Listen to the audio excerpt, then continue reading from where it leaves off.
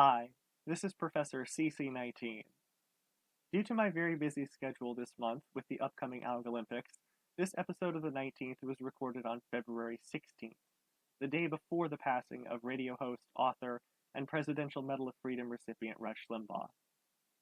Regardless of whether or not you agree with what he had to say politically or how he said certain things, there's no denying the man was an entertaining legend, beloved by millions of Americans, and a strong voice for conservatives in the middle of a time when there are not very many of those left.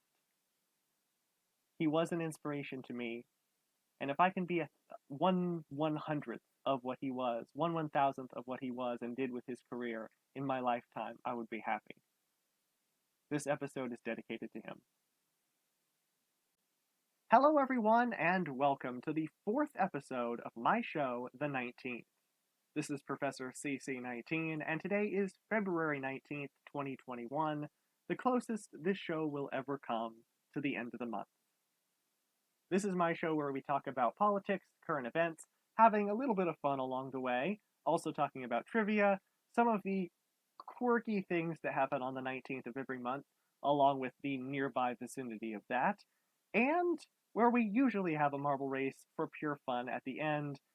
And we're not having that today because, drumroll please, there is a much bigger event happening tomorrow, the 20th, in a pure marble racing series on my channel. The first ever winter edition of the Algolympics is premiering. Event 1 and the opening ceremonies. You can find the link to that video in the description. It is premiering live tomorrow at 2 p.m.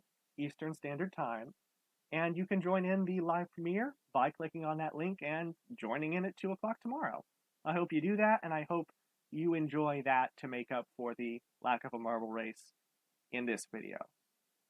But yeah, we have a lot to cover other than that in this video. I actually have a list this time. I actually remembered to write everything down because I knew that with all the things I wanted to talk about this month, all the things that have happened, all the things that I have said that have somewhat changed in the past month, I would never remember all of them, and I still might not remember all of them, but I do have a list to help me this month. Before we get started with the first segment today, I have to mention the trivia question from last month and the shout out. It was January, it was a little late for this, but it was about Christmas carols, and the shout out goes to Linda Barloff for getting the trivia question from last month correctly. We were looking for a title thing in a Christmas carol that was described as being richly decked by God with things unchanging. The correct response was, what is a Christmas tree? I'm sorry about my Jeopardy phrasing. I'm used to that. A Christmas tree, because it's an evergreen. The needles remain green all year. They never change. So once again, shout out to Linda Barloff for getting that correct from last month. Get the trivia question correct this month, and you could have a shout out in the March edition. Okay, this first segment has gone on longer than I expected. Let's get into today. And once again, I will emphasize as we begin this segment, live each and every day to the fullest, because the only day you are guaranteed is today. And speaking of today, what is February 19th, 2021? Why is it special? Well, you will not believe this, but today is National Tartar Sauce Day. You know, the stuff that you put on the fish sandwiches, or maybe chicken sandwiches if you do that. It's mayonnaise or Miracle Whip and relish. It's honestly pretty good, but I don't know if I can get behind that being a national observance. Now, I do understand the reason for that. It's supposed to be because it's the first Friday during Lent, which began this past Wednesday, and people who observe that don't eat meat. So that means a lot of the time they are eating fish, and that is actually the origins of the Filet-O-Fish sandwich, something I learned on Jeopardy. I still do that. But yeah, National Tartar Sauce Day. Now here's something I can get behind a little bit more. National Mint Chocolate Day. One of my favorite flavors of ice cream. I think mint chocolate is probably the best flavor combination when it comes to chocolate. Chocolate and caramel is pretty good too. Chocolate and peanut butter. I'm not a huge peanut butter person, but, and yes, I am going on to my food/flavor rant once again today. But yeah, chocolate mint by far my favorite chocolate flavor duo. I'm surprised that they don't have a chocolate mint Coca-Cola yet, considering some of the other flavors they've done with that. And unfortunately, I haven't really been able to find chocolate mint Oreos recently. I don't really eat Oreos, but I do like those, and I haven't been able to find them. So please let me know if you know where I can get some chocolate mint Oreos in the comments. Or not. It's up to you. And finally, this one I think I can get behind the most. It is National Caretakers Day. And after last year, I think the essential workers, the people that we've been relying on for pretty much all of our country's history in the modern era, people that we don't really appreciate as much as we should, the people who, like farmers, truck drivers, the doctors and nurses, the people who we really couldn't live or function very well without in modern society. I'm glad they're getting recognized to the extent that they are now. I'm disappointed it took so long and it took a pandemic, but it is nice to see them get the credit they deserve. I do have healthcare workers in my family, and I really appreciate them even more so now. I appreciate them for being in my family, and I love them for that, but it puts things in perspective. Last year put a lot of things in perspective. National Caretaker Day. Look up to those people, admire and support those people because they really go through a lot. Now, aside from specifically the 19th, there's a lot of other stuff going on in February that I didn't really notice before this year.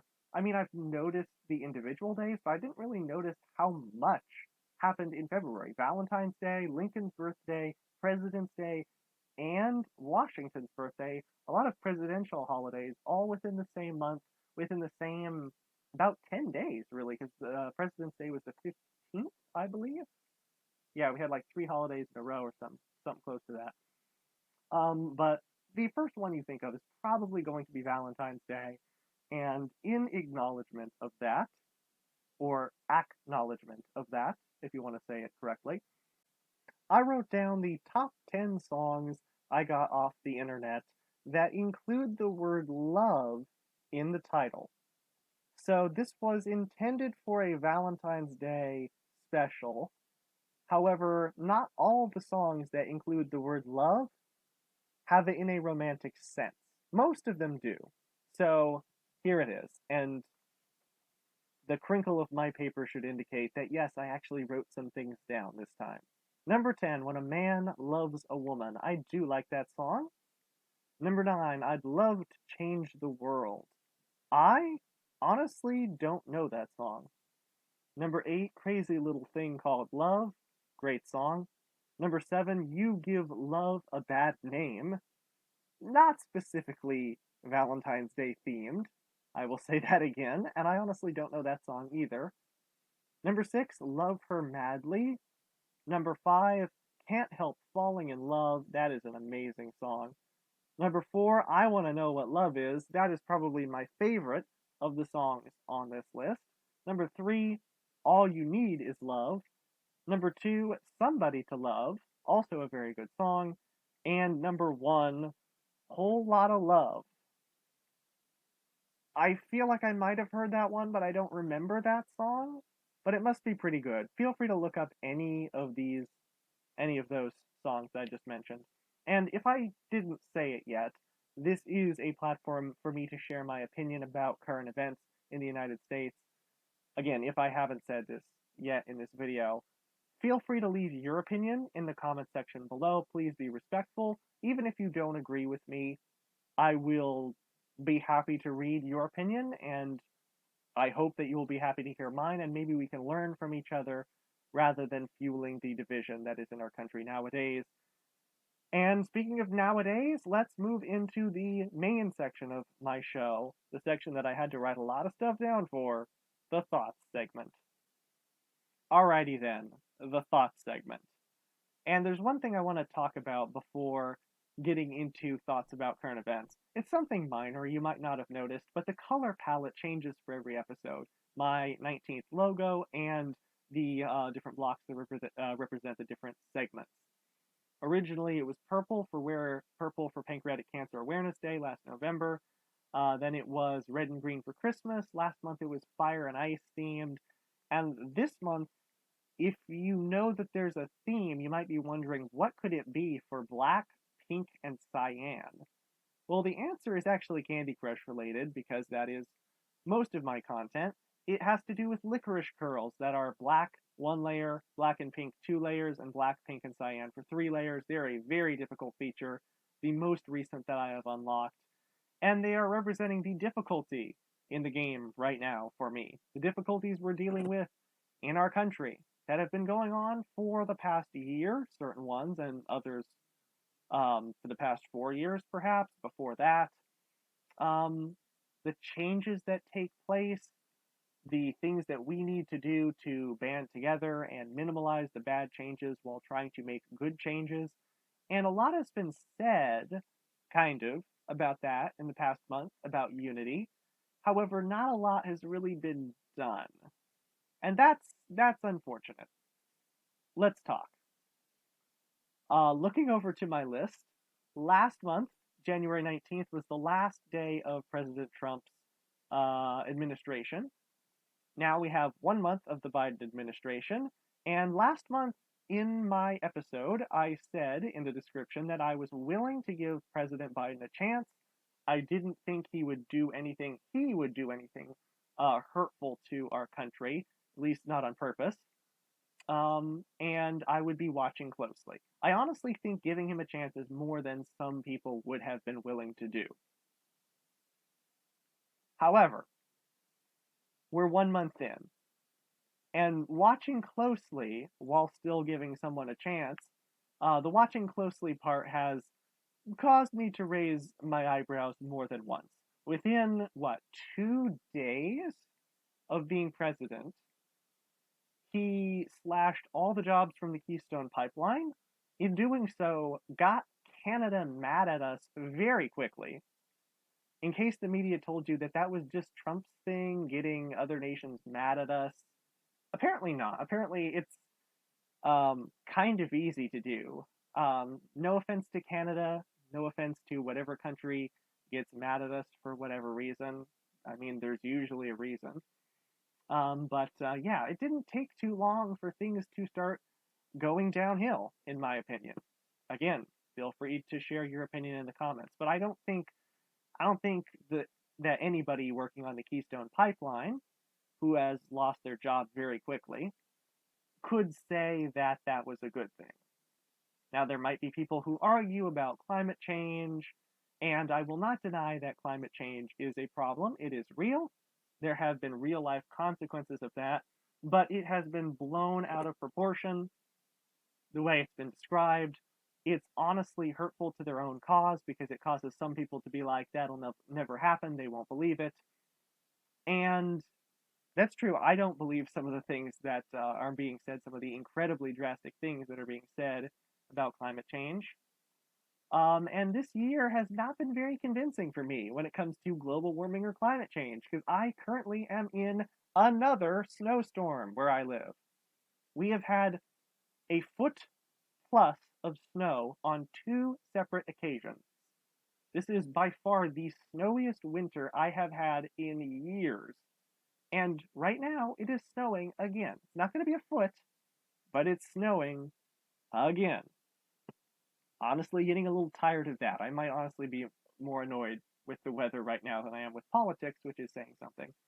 Okay, I'm going to reach over here and cross that off my list for things that I wanted to talk about. So, climate change, it's real, but it's not as dramatic as people say it is, and it's caused, or the actions taken by President Biden in his first, 2 days caused so many people to lose their jobs. It's not even funny.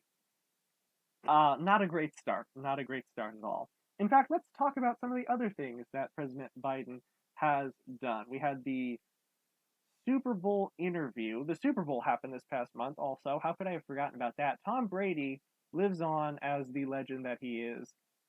Another Super Bowl win, but this time it's for the Buccaneers, and I honestly could not be more happy for the Tampa Bay Buccaneers. After all his years with the Patriots, it's nice to see another team get the title, even if it is with Tom Brady. And props to him for being his age and still absolutely a legend at the sport. So yeah, that happened. Biden's interview. What happened in the interview? I honestly don't remember because I watched it, but there wasn't really anything outstanding with it, which is kind of disappointing, for a presidential interview to not really learn anything much new, to not really have anything that I specifically remembered that I wanted to talk about. Honestly, that could have been the reason I wrote it down, that it was so uninspiring. One thing I did learn, something I expected, was that the questions would be very softball, much easier, less follow throughs, less pressing questions than would have been given to our former president and were given to our former president. So, one of those changes, not necessarily for the better. It didn't really change much from the campaign through now Biden's presidency. Speaking of interviews and people who give them, I do want to give a bit more credit than people today are giving to Biden's press secretary, Jen Psaki. Silent P, I've made that mistake. But yeah, she was quite literally thrust into the public spotlight. I had absolutely no idea who she was a month ago. From Biden's inauguration day, she has been working pretty hard by the standards of a press secretary. You could argue that the job might be easier because the questions are going to be easier and probably more respectful than they were for President Trump's press secretaries, Sarah Sanders and Kayleigh McEnany. But honestly, people, and this is the problem with division, people on both sides have this idea in their mind that the other side and everyone associated with it is bad. There are people that do bad things. There are people that want bad things. But then again, there are some people who are just misguided, and then there are some people who truly believe these things to be good, the proper cause, and are working in a position they're given. I have respect for Jen Psaki and her position, having never really heard of her before. I think she's doing a good job for the amount of questions and things that she is going to have to explain in the near future that the president decides to do. I don't think it's going to get any easier for Jen Psaki, and I think we should give her. I mean, it's been a month. It's been a month. I think she's doing an okay job. I think we should give her time to grow into that position and to see how well she does in that position that now I know her from. So yeah. What else? COVID vaccine. We have a vaccine now. We actually had a vaccine in November from, I think it was Pfizer. Now we have it from Moderna too. Like I said, I have healthcare workers in my family, so they have already received the vaccine. A lot of questions. If you've already had COVID, what do you do? Who does the vaccine go to? Where is the vaccine? How do I get it? It would have been helpful to have one president throughout this, not questioning the decision that the American people made, but questioning maybe the result of it, because I don't think it's going to be the best through it. And I think we can already see, because in my state, there's problems with the vaccine. There's problems with the amount to be distributed. Part of it has to do with the weather, and that no one can really control. But other states, there are major problems with the virus spreading in the past, and I will get to that in just a bit, and not being able to distribute the vaccine effectively. It is solely the governor's responsibility and the state legislature to do that, to get that through the health secretary, health department. If they can't do it, then I would seriously question the capability of the governor and the state officials. Not putting all of the blame on one person when it comes to vaccine troubles. I am glad that it is being distributed, and I'm glad that the numbers for cases and deaths are going down. Just for the sake of the people, let's get through this. Let's get back to life post COVID-19. We've done that. We've done that, and now, what I was talking about unity before. Things about unity. It's been talked about. Nothing has really been acted upon. I said I'd be watching closely. I talked about climate change and jobs. That does not seem very unifying. We had another impeachment. not for the current president, because that's clearly not happening, for a president who was no longer a president. So many questions about this impeachment. It was, I guess you could say, dead on arrival because there was no way conviction was going to come of it, but certainly not anything related to unity there. And on the topic of unity, let's go into my favorite topic, the media. I was watching an old program the other day from 1970. I don't know how many of you watching this will remember Dick Cavett and the Dick Cavett Show, but I was specifically watching an episode where one of his guests was a journalist and talking about journalism. And it was all about how all angles should be presented. No angle of a news story should be presented as better than the others, or should a newscaster or journalist say that they endorse one opinion or one viewpoint over another. This is what you should believe. And thinking about that, thinking about the integrity of journalism, how that's changed, that's basically all people do nowadays. They either give you only one angle or they give you multiple angles with a condescending tone towards the ones that they supposedly don't like or don't want to promote. It's the opposite of what should how's that? How am I supposed to say this? It's the opposite of what should be happening. Um, so yeah, there's a problem with that. There's a problem with trust in the media. I don't trust the mainstream media. I don't think a majority of people do anymore for valid concerns. And the idea of trust in the media is kind of backwards nowadays. For ratings, we are the quote unquote most trustworthy news source. Another thing that the journalist from 1970 was saying on the show I watched was that people should question everything that they hear on the media, explore it for themselves, and decide whether or not it's true for themselves. And the media should be encouraging them to do so. The media should have one goal, that the people that they are projecting to get the truth. That is, I would say, not the goal nowadays. It is either an agenda or ratings nowadays. But the way you can tell that is because the people in the media are saying, believe what we are telling you. Believe what ABC tells you. Believe what NBC tells you. Believe what whatever news source that you're watching tells you, cable news or New York Times or whatever. They're saying, believe what we tell you. Don't question it. You're questioning the truth. The fact that someone else is telling me that this is truth and I shouldn't question it, that's concerning. Because if I just believe that and never question anything, if something they say is not the truth, then I will be believing a lie. The fact that they are telling me not to question anything they say is a big red flag. And it should be a red flag to anyone watching the media that something is up there. They're trying to push a certain belief upon you. And related to the media, this is the big one. This is what I really wanted to talk about in today's episode, cancel culture, because I have a completely new light on it this month. Asterisks, red flags, flashing lights, this is the most important part of the show. Cancel culture I have a personal experience with now because I have been banned from a certain website. And I'm not going to name the specific website or the specific person involved due to privacy because I vowed privacy to this person. I have been in contact with them since they have banned me from their site. It is related to my favorite show, Jeopardy. It's not the Jeopardy website, it has nothing to do with the producers of the show itself. But it is a fan page where you can leave comments about the game.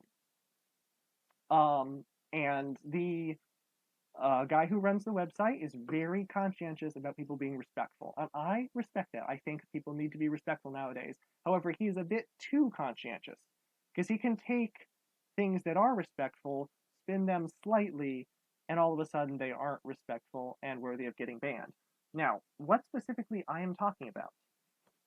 Recently, Alex Trebek last November passed away due to pancreatic cancer, and we have been going through a series of guest hosts on Jeopardy! For 6 weeks, it's been the greatest of all time champion, Ken Jennings. However, we're going to go through a lot of other guest hosts. And I touched on this at the end of last month's episode, but I did not think that it would come into play this much in the near future. The first of many guest hosts after the executive producer of Jeopardy is Katie Couric, who very recently made some very controversial, I will say, comments about quote unquote deprogramming people who supported President Trump. The comment that I left on the Jeopardy fan page regarding Katie Couric being the host was to say that I probably won't watch Katie Couric's episodes except for one, because I want to see how good a job she does, because I can respect her for that, because of the comments she made. That is all I said. Nothing specific. I did not say I was upset about any particular comment she made. I did not say anything disrespectful, calling her names, calling anyone else any maligning terms. That comment alone, I noticed 2 days later, was not up, and that any other comments I left were not being allowed on the site. So I didn't email, but I left a comment with my email attached asking what was up about it. The man who runs the website responded to me saying that I was banned because of my comments and that he did not wish to share his space, a website, a public online domain, his space, with someone who would condemn a critic of fascists and fascism. That being Katie Couric, because quite clearly this man does not support our former president. That's fine. That's his right. I respect that. And in my email, I responded to him telling you everything I just said. I added a couple extra things, specifically stating that Jeopardy is a show about knowledge and facts, and that I wouldn't support a far right or a far left person as host, and that I did not wish to rejoin his space because of this ban and how quick he was to try and silence me because he assumed I supported our former president, and he did not. And it is a pure assumption because I did not say anything related to it in that comment. Nothing disrespectful, nothing political. I just said I didn't support her comments. And also I mentioned that this in my email response, that the idea that just because she has criticized our former president, that she is not worthy of any criticism ever, that's unrealistic at best. So let's continue with this. Cancel culture, willing to silence me very quickly over my political belief, which he assumed. He may have assumed correctly. From that comment, I would say it's a fair assumption, but it's still an assumption. I do not wish to rejoin his space because quite clearly he is wanting to cancel me because he disagrees with what he thinks I believe. Okay, I hope I got that through clearly. Not naming names. It is a Jeopardy fan page or website. The man who runs it clearly involved with cancel culture, which is one of the most toxic concepts in media today. I want to say, what was her name? Gina? I don't want to say this wrong. I think it's Carano? It might be Serrano, but I know she was a Star Wars actress for Disney. Canceled because Disney didn't like one post she had on Facebook, which was very similar to another post another star made, only in a different context, and he still has his job. I fully support her and her decision to join a conservative broadcasting company, entertainment network, whatever specifically it is with the Daily Wire, and I will be looking forward to seeing what she has to do in the future. To be fair, I'm not a Star Wars fan. I have seen Star Wars, one movie. I enjoyed it. I know a lot of the Star Wars references. I did not see The Mandalorian. But I'm interested in seeing what Gina Serrano or Carano has to do in the future, specifically because of this incident. And I condemn anyone who is involved in cancel culture, trying to cancel people because they disagree with them. That is the opposite of what we should be doing right now, and you're not going to get any unity with that. I also, I just used the word condemn, so we can continue with that. The people who are hypocrites when it comes to cancel culture, or the root of cancel culture. It's supposed to be you're stopping views that are offensive or racist or sexist or what's the other one? You're stopping views that are somehow inappropriate. But the people involved with it are hypocrites because they're doing exactly the opposite of what they preach. There are some exceptions, and those people I genuinely respect. From last year, Katy Perry. I don't agree with really any of her political beliefs. I like her as an artist. I like some of the songs and some of the work that's been produced by Katy Perry. She's on American Idol. She's honestly one of my favorite artists, one of my favorite modern artists. I don't listen to a lot of modern pop culture icons that they're called, but I do enjoy Katy Perry's music. I respect her because she practices what she preaches. She preaches tolerance and that you should accept people, different races, different um, things that they want to do with their own life. It's not your business not to interfere. You should accept them and be caring towards them. That is her personal belief. It is very broad, you could say, but she practices what she preaches. She's not a hateful person, and I fully respect Katy Perry because of that.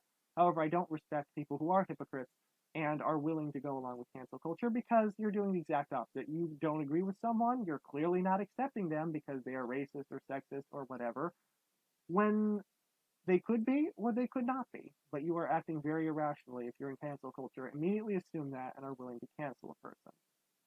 To be fair, oh, there's my phone. To be fair, I hear the terms racist thrown around all the time when I listen to the news. On either the conservative side, talking about how often it's being thrown around, or on the um, liberal side, when it's being used seriously, usually. But I do want to get across the actual point of it and how it's being used so often it's just become detrimental. It's being used so often that the actual meaning of racist has been softened significantly. A racist is a person who targets someone of a different race or color or nationality and refuses to include them or goes out of their way to make mean remarks or to try and make their life more difficult. That's a racist. That is a despicable person. That is a small percentage of the population that is like that.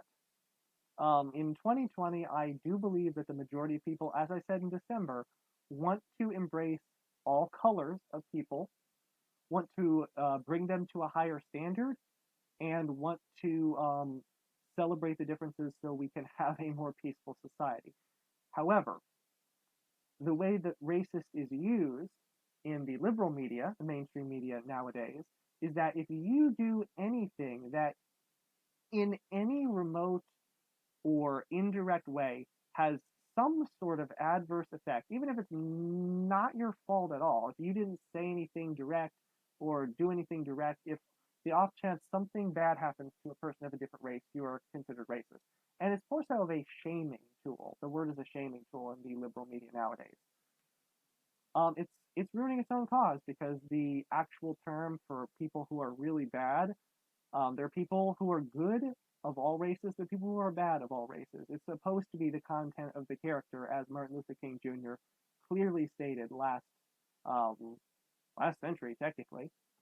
But yeah, that is being eroded away, the meaning of that, by the mainstream media, and it is unfortunate because it would be nice to have the good people band together to stop racism once and for all, real racism once and for all. But because it's kind of a shaming tool now, it's lost a bit of its meaning. It's lost a bit of its meaning. Personally, I would like to say that I've interacted with a lot of people of all different races, and the idea that one race is superior or inferior to another is simply ridiculous. I have met some of the most fun, professional, most enjoyable people that were different races than me. The first friend I met in college was a different race from me, and I think probably my best friend from college was also a different race from me. So majority of people in America are good. Maybe in a million long chain reaction, everyone's a racist because something bad will happen. Bad things happen, and it's important in the changes to try and fix them. But the way it's being used today, not going to fix them. That's a major problem. I've decided not to talk about that topic on my list. I decided to go around that topic. Let's see the next topic. The real problem in politics. I said earlier, it's hard for me to say that I don't like the weather more than I don't like politics. I like to follow politics, but I don't like politicians. The politicians are the problems. If they were really working for the benefit of their constituents and the benefit of our country, we would have solutions to a lot of the problems going on in our country right now, and we would have term limits. But really, do you ever expect term limits to happen? Why would someone cut short their own career? Because that's what it is for some politicians. Um, what do I want to talk about? Do I want to talk about these last couple subjects? I think I do. To be fair, to be balanced on both sides, I can't say only bad things about one side or only good things about the other side. After the election last year, our former president lost it. He did. If you support him, and I supported and still support to a certain extent our former president, but he acted not the way he should have. He handled the aftermath of the election quite badly. It was not criminal to any means. It did not warrant impeachment, but it did warrant him losing his position or any court case that he might have had. Bad handling. Um, I would say at this point that there's more bad handling than good, which is kind of concerning when you consider that these people have some serious power, but it all comes around again in the next election cycle. Let's be ready. Let's be more informed when that cycle comes around. And last but not least, back to Disney, but this is not derogatory towards Disney or cancel culture. That aspect. Does anyone remember Incredibles, the original Incredibles? I saw that movie in full once, and it is widely accepted or thought that Syndrome, the main villain, antagonist, one of my favorite words, by the way, antagonist or protagonist, I like those words, from that movie was Syndrome. And what I was going to say is argued to be the best Disney villain of all time. And the theme of his plan was to make everyone super, and that would deceive them to the point where when everyone thought that they were super, only he would be, and he would have the true power, and that would be revenge on Mr. Incredible and his family. The premise of that is so deep because nowadays, and I'm not going, ooh, I'm not sure what that sound is. I'm not going after what I said earlier. Essential workers deserve much more respect than they got before, and it is appreciated greatly from me and from them how much respect they're getting now and attention. But it's gotten to the point where everyone is, for some reason, being considered a hero. Now, people do good things, and I think those things should be encouraged. Those things should be celebrated. But if you consider everyone a hero, at some point, things that are truly heroic won't be as special anymore. And then there isn't as much, I don't know if you could say motivation, but there isn't as much incentive to do things just simply to help people. And I think that's a problem. I don't know necessarily what's behind it, whether it's a criminal mastermind, probably not, but there is a certain mindset behind everyone is a hero that is kind of hurtful to people who really are heroes and go above and beyond. So, not to discredit or dissemble, is that the right word? Not to discredit anyone, but it's been taken a little too far nowadays. I think that's everything I had to say. There might be something else on here that I've forgotten to write down, but in the general vicinity of the past month, a lot happened. And that is my thoughts on a broad range of things. Let's wind down. Let's go to the trivia. Hey, guess what? I still forgot something. Even with my list, and even though I alluded to it earlier, I still forgot to talk about the developing Andrew Cuomo situation.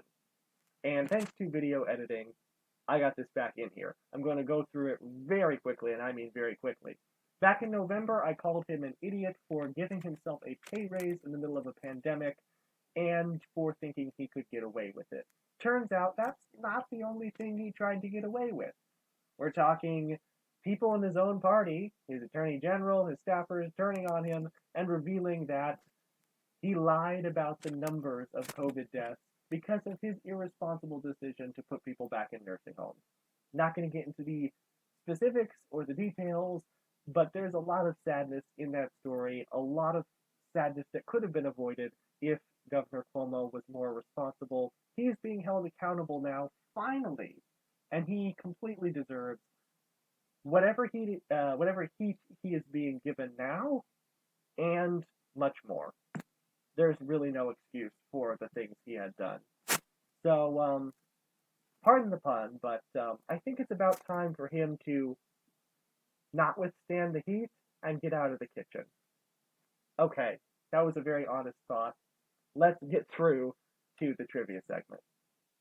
Alrighty then, today trivia is the last segment of this show. I honestly haven't looked at the time, so I don't know how long this episode is, whether it's shorter or longer. It's felt longer, honestly, because I had a lot of things to say.